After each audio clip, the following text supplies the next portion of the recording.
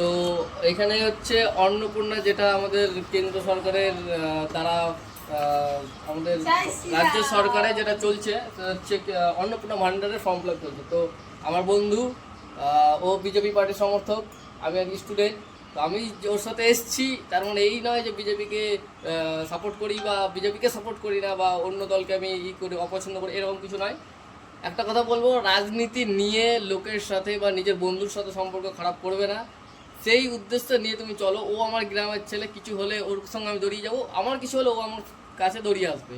তো আমি সেই জন্য এসেছি যে আমি বহুত বড় বিজেপি সাপোর্টার বা বহুত বড় বিজেপি ফ্যান বা আমাকে বিজেপিকেই ভোট দেবো এমন কোনো ব্যাপার নয়। ওটা আমার মনের মধ্যে আছে, আমি কাকে ভোট দেবো না দেবো। কিন্তু আমার গ্রামের ছেলে, আমি গ্রামের ছেলে, ওর সঙ্গে আমি ছোটো থেকে বড় হয়েছি। ও বিজেপি সাপোর্টার, ও ওপেন বিজেপি সাপোর্ট করে।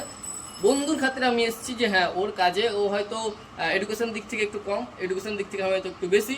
সেই জন্য আমি এসেছি যাতে ওর সাহায্যটা করতে পারি। সমাজ সেবাই আমাদের মূল ধর্ম এবং মূল কাজ, ওটাই আমরা করতে চাই, সে যে কোনো কিছুর মাধ্যমে হোক। তো ওইটা বলবো যে রাজনীতি নিয়ে পার্শ্ববর্তীর সাথে সম্পর্ককে নষ্ট করবে না, বন্ধুর মতন থাকবে। ভোট 5 বছরে একবার হবে, কিন্তু বন্ধু তো 5 বছরে 365 দিনই 12 মাস বন্ধুত্ব সম্পর্কটা থাকবে, না ওইটাকে নষ্ট করবে না।